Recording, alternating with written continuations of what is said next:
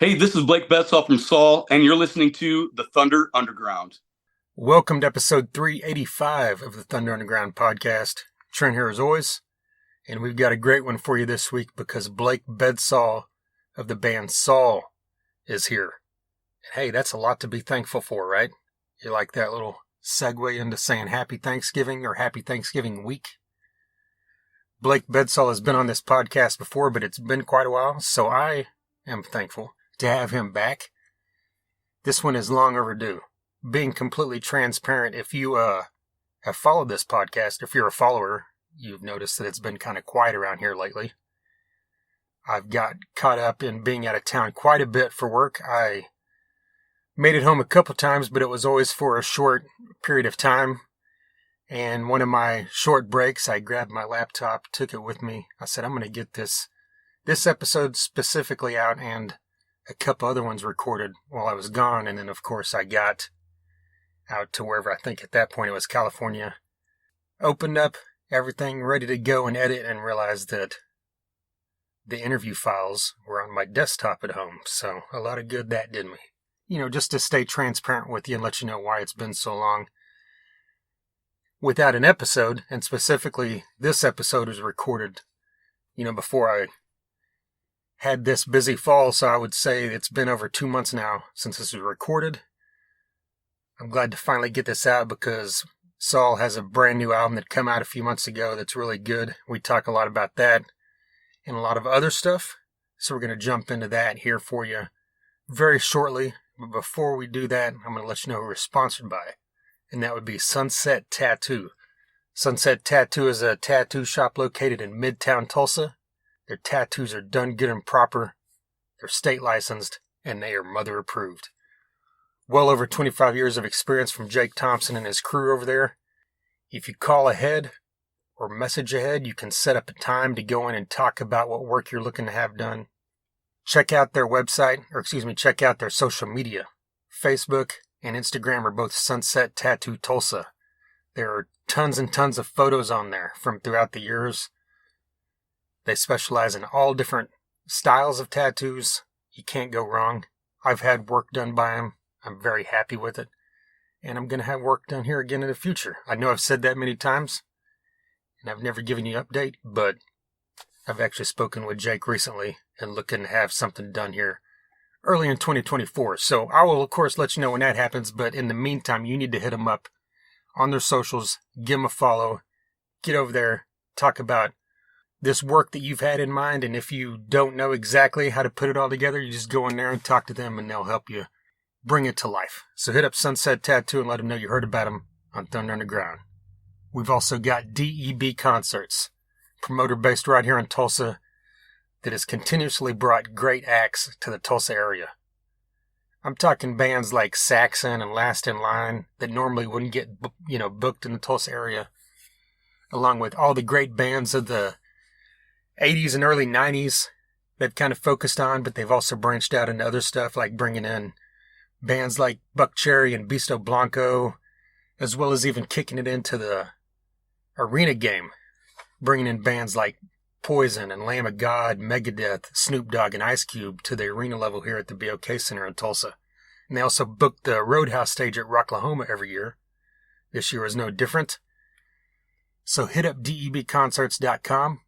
Follow them on the socials. Facebook, Instagram, and Twitter is DEB Concerts to stay up to date on any future announcements. And of course, we let you know about those future announcements right here as well. So like I said at the kickoff of this thing, it's been a while. There is I don't know what the right word would be, a ton, a shitload, whatever, a mass amount of things to talk about since the last time that I recorded an episode. I've seen a few shows live that I want to talk about. There's a lot of new music out that I would like to mention, some other happenings. But I believe what I'm going to do is record another episode, for the next episode, 386, kind of summarizing the stuff that I've missed here over the past couple months. I've even got a recording that I made of me and Jason, who used to co-host the podcast with me, of when we went to see Glenn Hughes in Dallas a couple months ago. It was actually around the same time that I did this interview with Blake. We drove down to Dallas to check out Glenn Hughes doing his Deep Purple show. So freaking amazing. So we recorded just a review, the two of us talking about it shortly after the show. So in the next episode, I think I'll play you that, as well as give you my thoughts on some other stuff I've seen over the past couple months, such as Les Claypool's Flying Frog Brigade, Guns N' Roses, Pantera, Dirty Honey, AC/DC. My God, AC/DC at Power Trip. So there's a lot to unpack. But like I said, I'm going to keep that for a different episode. We're going to make this one all about SAUL here. For those of you that are not in the loop, I'm sure you are if you listen to rock music. You listen to current and modern rock and heavy music. You should know SAUL by now.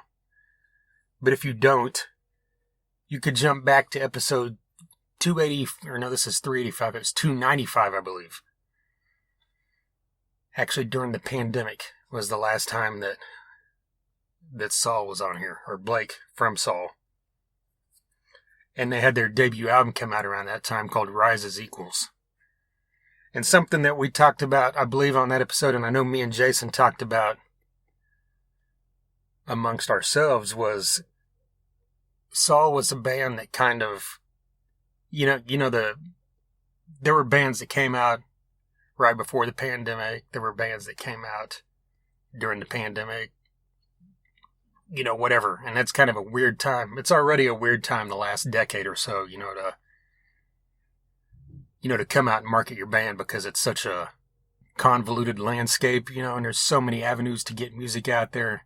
It's easier than ever before to get your stuff out there, but it might be harder than ever before to navigate your way through the massive amount of stuff that's out there. But the point of all that is that SAUL, once they came out, they got, caught on with Sirius, and, Sirius kind of pushed them up, I believe, through Octane and everything with their track Brother, and made a real name for themselves right around the time of the pandemic, whenever I believe other bands were kind of struggling on finding out what to do. And they kind of carried that right over with a lot of touring once touring opened back up in 21 and up to this day. And then they released This Is It, The End of Everything, this summer. It was actually, I believe, early August, so we're sitting at about three and a half months ago when this was released. So if you haven't heard This Is It, The End of Everything yet, please do yourself a favor and check it out. Great songs in this album. The opening track, Tooth and Nail. No, it's not a cover of the Dawkins song, but it stands epic on its own right. A Million Miles, let me think. Jack and Jill. What are some other? Castles in the Sky. This album, just like the first album, as we like to say here on Thunder Underground, hashtag all killer, no filler. Or we like to say it when it applies. And it applies at this moment, I very much believe. So one other thing I wanted to mention before we jump into the interview here, or Jason and I talked about this, I believe with Blake, on the last episode that he was on, which has been now over 3 years ago. They had released, it could have been 2018, but the point is, something I'd talked about in depth a few times, back then. It's been a while, but I went out on a couple tours with Dusty Grant and Sprout the Anti-Hero. And both of them, were doing their acoustic sets.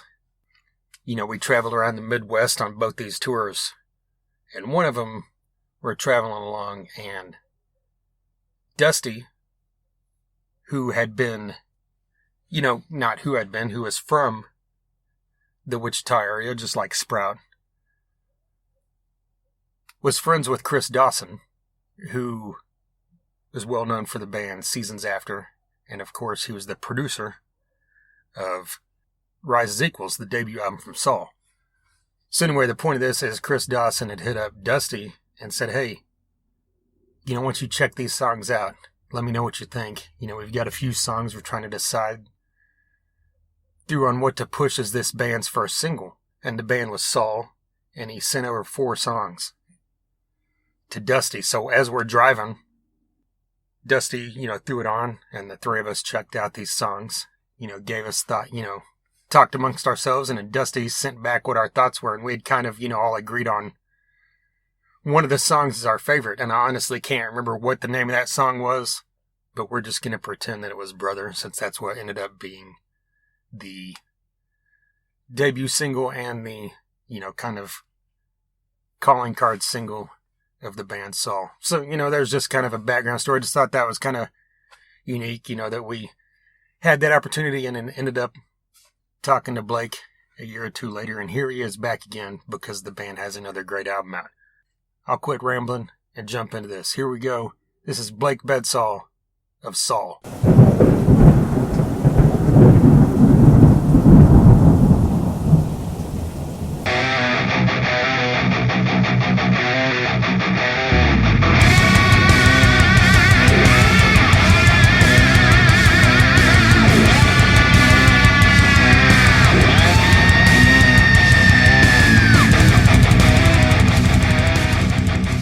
Yeah, great response from fans so far. Everybody seems to be digging it. The consensus is that nobody has. It's hard to pinpoint one song because everybody has a different favorite song. So I mean, that's a good problem to have. Yeah, absolutely. Like, what do you feel the progression is from the first album, Rises Equals, to this one? I don't know. I guess we didn't go in with the intentions of like outdoing or anything or using like our last record as a competition. We just came into this one just trying to write the best songs we can write, in the moment. It definitely has a different flair to it. We did work with somebody else. The first record, Rises Equals, we worked with Chris Dawson out of Derby, Kansas, or Wichita, Kansas, and then this one we worked with Kyle Odell out of Nashville. So I mean, it's got a different flavor to it. Just being different locations, different feels, but it turned out to be a great record, honestly. What did Kyle bring to it that made it different or made the process different for you guys, or the end result even? Yeah. I mean, he just has a lot more post-production stuff that we really dug that he does. So he brought a lot more of that to the table, a little more effects, stuff along those lines that we dug, that he does. So, a little more of that flair going on in this record. Yeah, I did notice that there seemed to be a little bit more of the kind of digital background aspects going on some songs. So was that something he brought in or something you guys envisioned yourselves? That's some of that stuff is just stuff that we did, just during the recording of the record. But it's one thing that he does really well. That was one of the main reasons we wanted to work with him, is having that post production, that bigger, sound, the buzzsaw bass, and all that kind of stuff that he does. So we went working with him with that intention in mind, of knowing what he does. Yep. You guys already had, you guys are already heavy, but I felt like at times there were songs on this album that felt even heavier. Was that kind of, is that a natural progression, you think, or was that just kind of the theme of the whole concept of the album and the lyrics, or is that something else Kyle kind of pushed in there, you think, or? I guess I would say it's probably a natural progression though. But I mean, like, Kyle's an amazing guitar player. So him and Zach riffing back and forth, just coming up with riffs and doing, just doing that kind of thing. So, maybe he brought a little bit of that, but I know the songs that we didn't release for this record, that we just did here in our own studio, I mean, they are pretty super heavy. So it's kind of, I guess, a natural progression that we were already kind of doing. So, yeah, maybe he brought that out a little bit more in us. Was the theme of this album, kind of seems, I don't think it's really a concept album, is it? But a lot of the songs kind of have, that similar dystopian kind of theme to them. Was this something that was predetermined from you, or was this something that happened once you started writing? Yeah. It happened more or less like while we were writing the record. We went in there and we just did every song from the ground up. So we didn't really have like an idea of direction that we were going to go. We just wanted to do everything bare bones right there in the moment. So the concepts and everything came flowing like as we were writing, as we were recording and everything. So it was just a natural progression of what we were doing at the time. Well, your lyrics, seem to have a lot more depth to them than a standard song, I think. Is that something that you're always writing once you hear music or riffs, or are you always writing lyrics?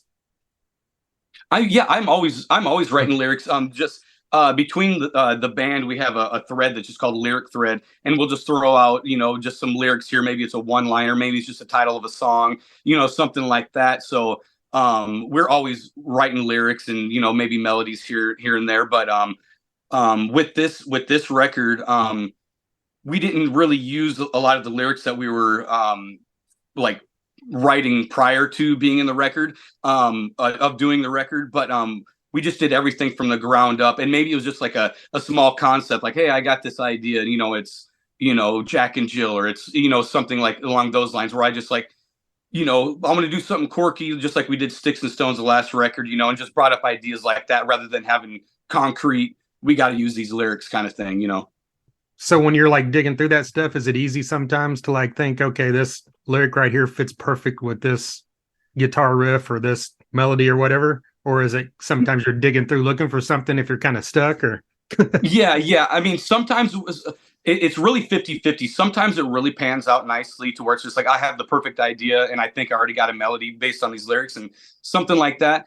But when I get my head wrapped into an idea of like, I really like this lyric, I can almost slow the process of just trying to cram it in there just to make sure it's in there, rather than just like free flowing in the moment and just like writing the lyrics to it. You know what I mean? Rather than forcing these lyrics in. So it's kind of a double-edged sword, to where it's like, oh, this is a great lyric, I have to fit it in, when I should just sit on it, and when it comes naturally, it comes naturally. So not to slow the process of what's going on, but it works out both ways. Like this song, like Behind These Eyes, that was the lyrics I already had written, that we wanted to do a song about and everything. So it just really depends on the mood and the moment of the song. something else that always intrigues me about vocalists that have both, clean and heavy vocals, like how do you decide what lyrics are going to be clean or what lyrics going to be heavy? I know a lot of times it has to do with chorus or verses, but like, are there times when you hear something and think, well, this doesn't sound right, and then you sing it heavy and you're like, okay, that's right? Or how's that Yeah, process work?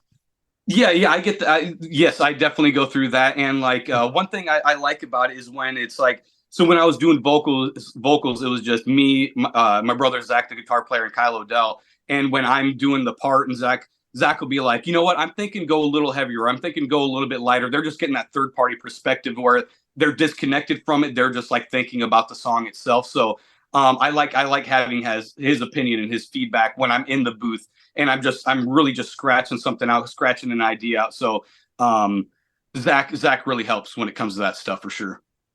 Well, something else, you guys have released 4 videos already from this album, and Mm-hmm. all of them were directed by JT Ibanez, and Yep. they give them all that same kind of feel and theme. Was that the idea to bring in one director and say, let's do all this so they fit in well with this theme of this album and everything? Yeah, 100%. That was an idea that we definitely wanted to go with, and just the one guy that has like the look, that we were going for, and that can just make it happen. So when we were doing the music videos, I was talking between Juan, JT Ibanez, and then I was talking like Tom Flynn out of New York, and like just chatting with these guys. Like, I want one guy to do it all. So when we decided to work with JT, we went down there, and we were down there for 9 days, shot all the music videos for the record. We built the sets and everything right there in a blank warehouse, and it just turned out really well. He's got a great eye, and like I just wrote up the concepts of the music videos, and he's like, I can make any of this work. We can just make it happen. So it was a really great experience, and he's a great guy to work with, honestly. You're saying everything, all the concept were from you Yep. on the videos? Yep. Cool. And then Yep. like So JT, is he more of a kind of a just a, I don't know, an aesthetic type of thing, bringing it all together with the visuals and everything that you're looking for? yeah, he was because I told him like I got some concepts, because I'm like a huge fan of like the show like Black Mirror and like Twilight Gotcha. Zone, stuff like that. So I just wrote up the concepts of the music videos and sent them over to him, and he was like, good. He's like, I'm not real big on doing it. I do it for bands, writing concepts and everything. He's like, but if I got this, I can just think about the visuals on how to make it work rather than writing the idea. And you know what I mean? Like, so it just worked out really well for him. And it just worked out, I think, great for all of us. And when I sent them to the guys after I wrote them up, they all liked the concepts and the ideas. So it was pretty smooth. Total side note for you. Have you seen that new Black Mirror episode with Salma Hayek? Yes. Yeah. Yeah. Yeah. Like, I just That thought was it was wild. crazy that thing came out like right about the same time as the whole AI strike thing happened with the writers in Hollywood. It was kind of amazing timing, you know. But Yeah, maybe it was planned. Who knows, man? Who knows what yeah, they're up to? So yeah, true. yeah, Last time I talked to you, it was 2020. It was not long after the pandemic had started. It was right before Rise is Equals was released, yep, and tons of things have changed since then. But like you guys had really started to pick up steam, the year before that. And like, did the yep. pandemic like slow that momentum for you guys, you think? Or like, how did you guys kind of navigate that over the last couple years before, touring picked back up? And then, of course, we're at now with the second album and everything.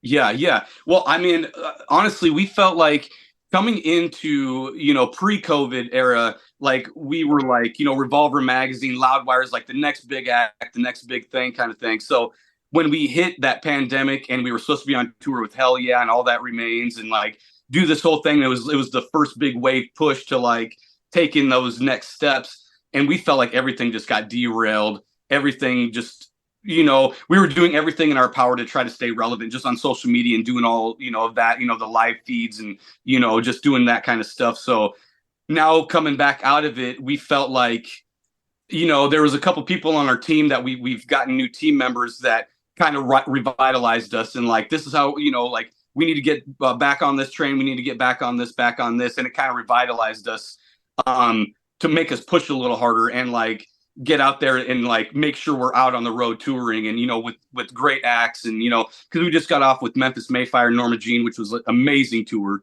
absolutely loved it. And now we're heading back out in September and November with Red, and it just feels so good to get back out. And it almost feels like since we weren't able to do such a big release and a big push with the first record, this almost feels like a new coming, like it's the first one again, you know what I mean, because we can get out there, support it, and be feet on the ground and be out there on the road. Yeah. Did you wait intentionally like an extra little bit of time to release this, or did you guys want to tour first? Because I know, it seemed like coming out of the pandemic, as we expected, it was kind of oversaturated with Yeah. people touring and then releasing stuff. So, I mean, I don't know if releasing now in 2023, was intentional, because it seems like a smarter way to handle things, in my opinion. But Yeah. I mean, we talked about it as a team, with the label and booking and management and everything. And we talked about it as a team. And we tried to hold off a little bit because we had a couple separate release dates that we were going to do that were a lot earlier. And we just decided that this was the best time period. The touring was going to be the best. And then we just got to, do focus on it a little bit more rather than just trying to push it out and like, fight through everybody trying to get out there on the road, because everybody was touring there for a minute. As soon as it opened back up, it was a bloodbath, So yeah, we just thought it was a smarter idea. well, when you were playing these shows earlier this summer and playing the new tracks before the album was out, like how was the response from fans, like as equal to songs that everybody already knew? Yeah. I mean, it was a great response. Because we didn't actually play any of the songs until we released them. Oh, okay. We went out there and like, because we released A Million Miles and Tooth and Nail and Better as a Memory and then Jack and Jill earlier in the year. But yeah, we didn't play any of them until we released them. We wanted to get it in people's hands so that way when we did do it live, they could come in full swing and at least knowing the song, even if they didn't know it like to heart, because when we did Rise as Equals and like we were able to come back, we played the songs before we released the record and everybody's just like, okay, they didn't know the songs. So we wanted to reverse that mentality. You know what I mean? Yeah. Well, like you mentioned a few minutes ago, you guys are going on tour with Red this September and November, I believe it is. Like, Yep. Talk about that and like what your feelings are on Red and like how you hope that goes and everything. If it's half as good as the Memphis Mayfire Norma Jean tour, it's going to be amazing because that was amazing. We've been big fans of Red for a lot of years. We've crossed paths with them a few times. We'd headline a smaller festival, one night, and then they'd headline the next night. So we've kind of crossed paths, but haven't actually met on stage yet. So it's going to be great. They seem like great guys. I can't wait to just get out there on the road with them and like shake hands and do the whole thing.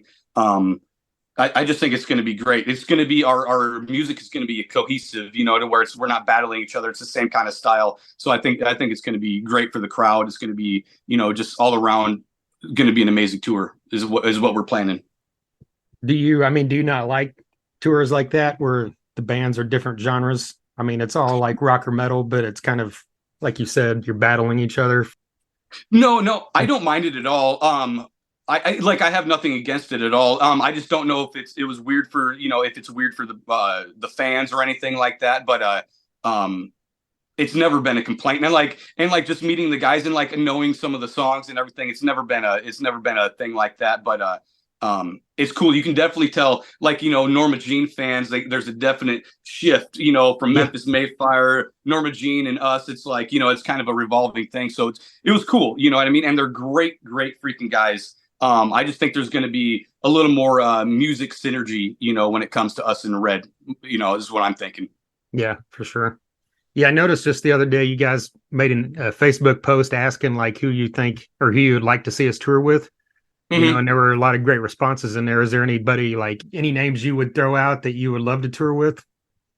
I would love to tour. I mean, obviously, you got to throw in there like the Slipknots, you know what I mean? Oh Stuff yeah. like that. I'd love to get out there with the Iowa dudes, you know what I mean? So doing something like that, but I would love to tour with like Killswitch Engage. Um, who else? I mean, honestly, anybody. I would love to go back out with Memphis Mayfire and Norma Jean again. Those guys were such good dudes. Great shows, sold out like every night.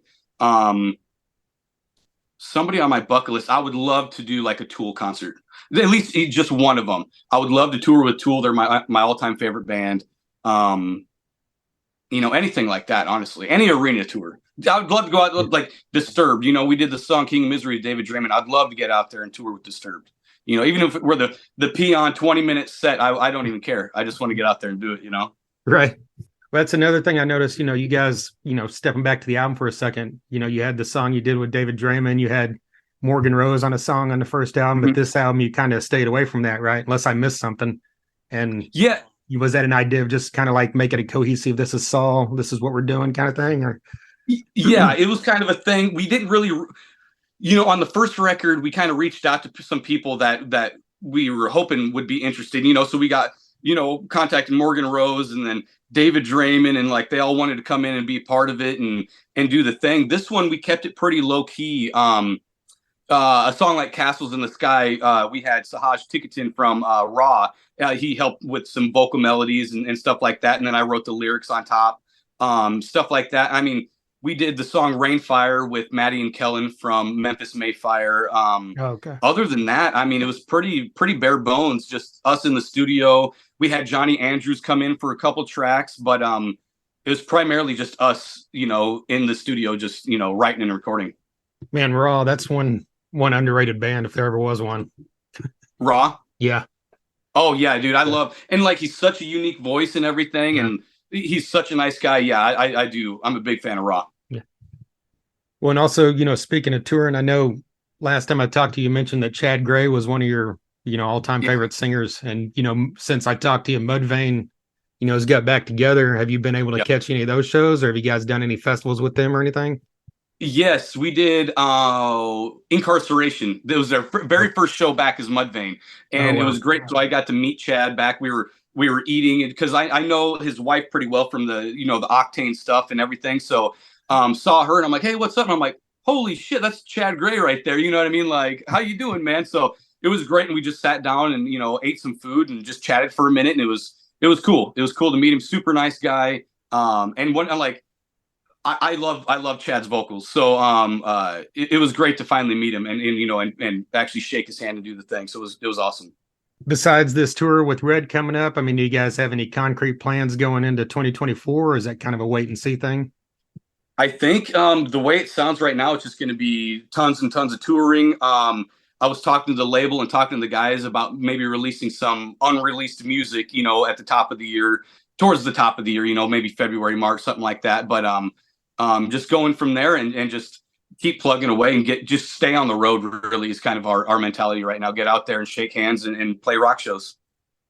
When you say unreleased music, do you mean like some singles or like an EP type thing, or have you thought that I far don't know ahead because yet? we're sitting on about 6 songs that we did our own pre-production and stuff for that we might just hit the studio and get them recorded and maybe just release something at the top of the year like maybe a 5-song EP, 3-song EP, or just release a couple singles. So we're just kind of in the talks of it right now.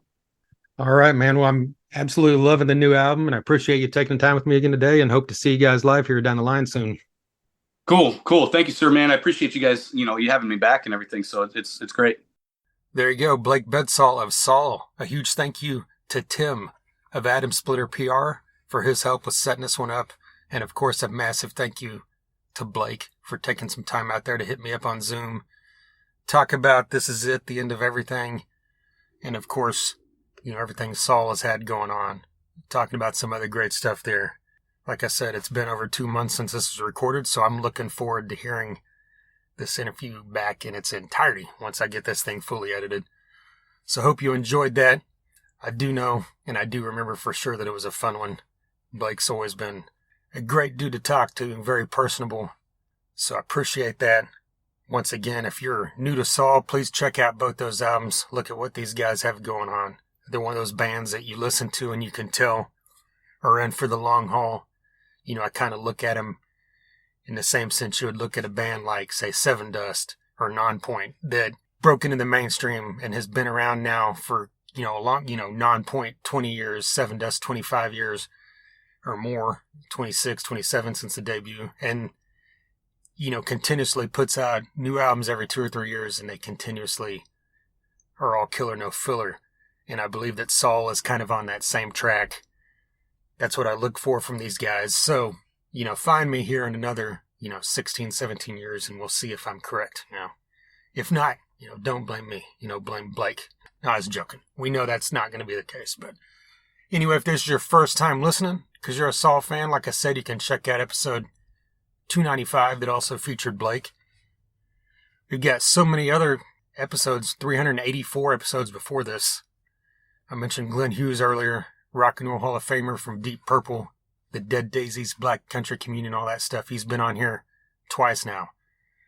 That's one of the highlights of my life, talking to one of the greatest, in my opinion, Mount Rushmore vocalists in rock and roll history.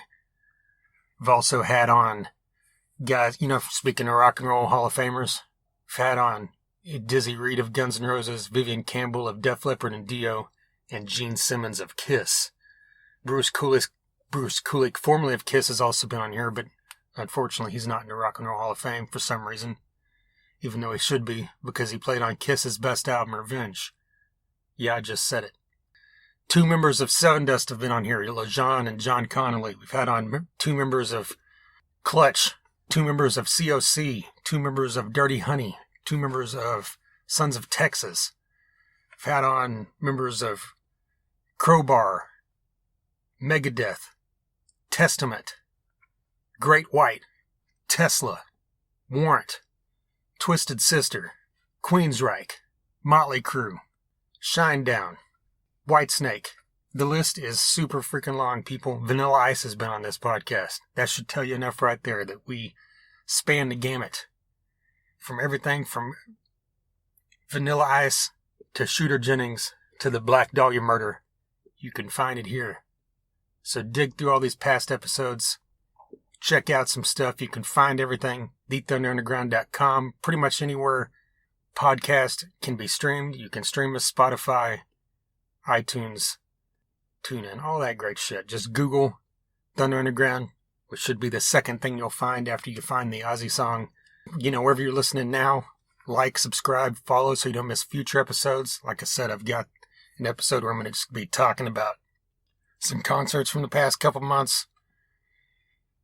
And then I've got a couple other things in store that are scheduled. So, of course, those will be announced once they happen. And again, this is Thanksgiving week. So I'm thankful that I finally got this episode out that should have been out a long-ass time ago. Thankful for, what is coming close to the end of another great year of rock and roll. And another great year of this podcast. I appreciate all you guys for listening. Hit us on the socials. You can hit us, like I said, at TheThunderUnderground.com. You can find the links for all the socials there, so like, follow. And hey, if you see posts or anything, an easy, super easy way to support this podcast is to like it or comment on it or share it. Because as soon as you do that, it helps, spread the content around to more people. More people see it that way. And of course, that helps me in the long run. I've also got merch, so if you want to send a message, through whatever social media or through the website or at thethunderunderground@gmail.com. Be my guest. All right, once again, happy Thanksgiving, and a huge thank you again to DEB Concerts, Sunset Tattoo, Adam Splitter PR, and Blake Bedsaul of SAUL. And until next time. Thunder Underground, y'all.